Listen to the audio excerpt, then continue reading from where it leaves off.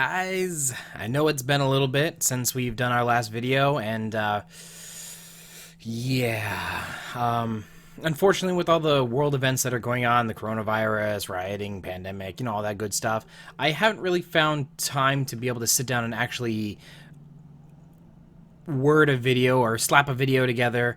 And it's clearly shown. It's been several months since I've been able to get out a video, and I apologize for that.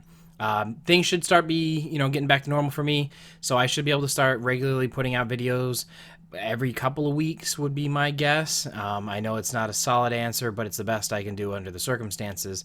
But I thought I'd come back with something that was a pretty cool topic, something that I still see a lot of confusion over. Heck, even I'm still confused over it, and I've been playing this game nonstop. And that would be the SVs and the TVs, the single values and the training values. They both have significant meaning to your Temtem, and I can break that down for you and try to explain a little bit better and give you a better understanding of exactly what to look for when you're going out and catching and breeding your Tems. So yeah, stick around and we'll break that down for you right here.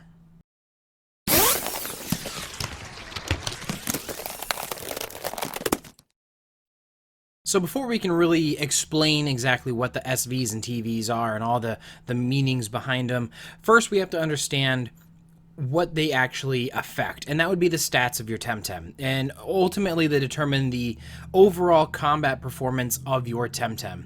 So each SV or TV will affect a single element on your Temtem, one of the 7 core stats, whether that be HP, stamina, speed, attack, and special defense. Each one of those plays a significant role during combat. Obviously the defense is, how well you can take a hit, and obviously the attacks is how well you can give a hit. And each stat will grow independently whenever your Temtem levels up. And that's where these two major stats come into play. The SVs, which are the single values, those are set permanently. You cannot change those besides using a specialized item, but it comes at a cost. And the TVs you can actually control. Those are the training values, and that is what will change throughout your use of that Tem, and I can explain that more in detail when we get to it. So we'll go ahead and we're going to break down single values first, and then we'll go ahead and we're going to move on to TVs. So single values are an uncontrollable factor that can only be changed by rare items, like I said earlier, like the Telemore hacks, and those have the speed and stuff, and these range from 1 to 50.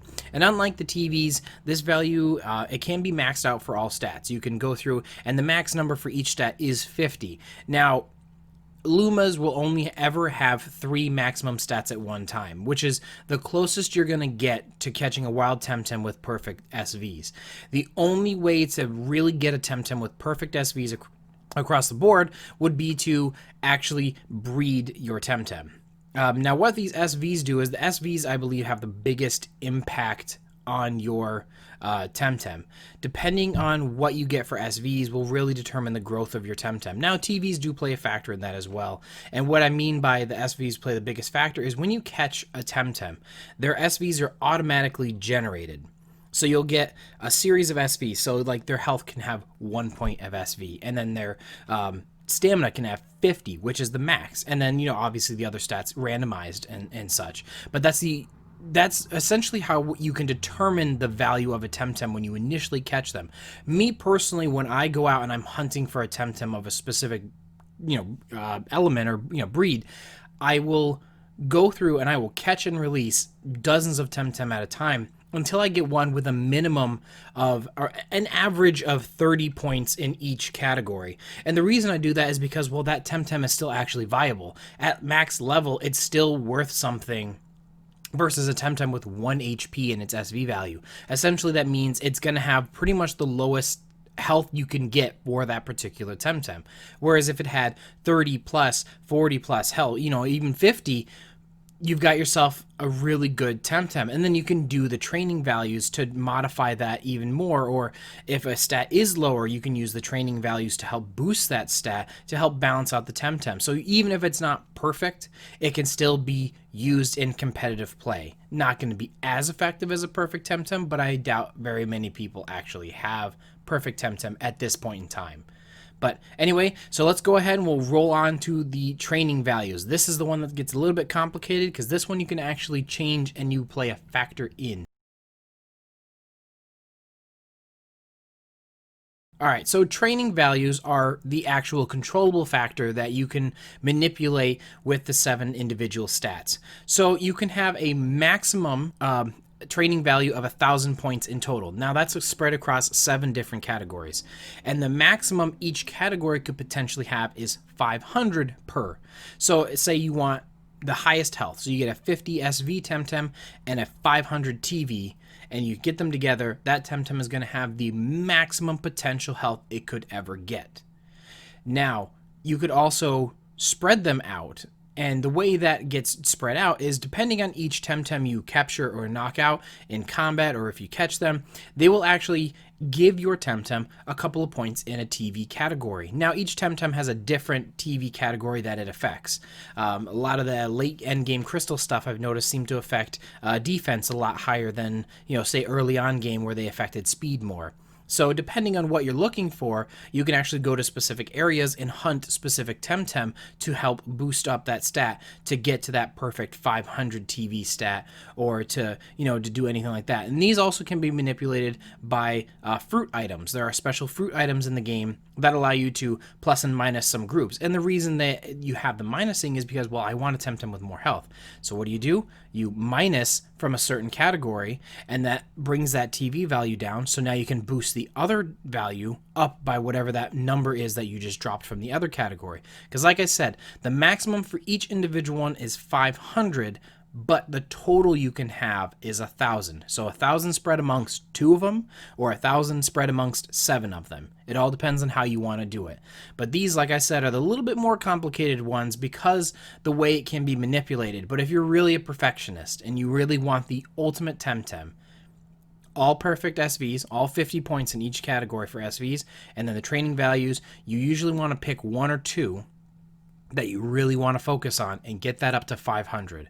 That will give you the best Temtem that you can get, and you can specialize it for a specific category. Do you want a tanky Temtem? Well, beef up that defense. A defense and special defense. If you want to all out just one-shotting Temtem, well, you better boost that attack and special attack and get that 500 TV in each one of those.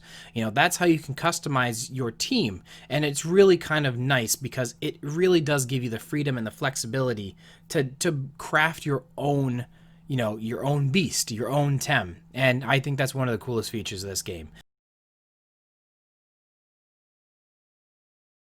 Alright guys, so that should just about do it for this video. Hopefully you enjoyed and learned something from it. I know when I was doing the research for this, it kind of, helps me understand how to better prepare myself and how to build my ideal Temtem. Now, I'm not going to be going hard personally on, the whole single value and training value. I have bred a couple of Temtem with some perfect stats on them, but I've mostly just customized them to my liking. I focus on combining, this and that, and, then the training values, I don't really factor in much. I'm also not going to be going hard on the competitive play, but if you're going to be a competitive player, I highly recommend, focusing on getting those TV stats because they will make a difference for your Temtem in the long run. So again, guys, hopefully you liked and enjoyed this. If you did, leave a thumbs up. Let me know what you thought. If you have any other comments or concerns or anything like that, really, I'd love to chat with you in the comment section below. Definitely leave a comment. Let me know what you think. Let me know if you learned anything. If you have any pointers for myself, I'm always open to new ideas because as much as I like to, make videos and talk about the game, I'm not perfect. By no means am I perfect. There's always more to learn about this game. So, yeah, again, guys, I will see you all next time. Couchman, out.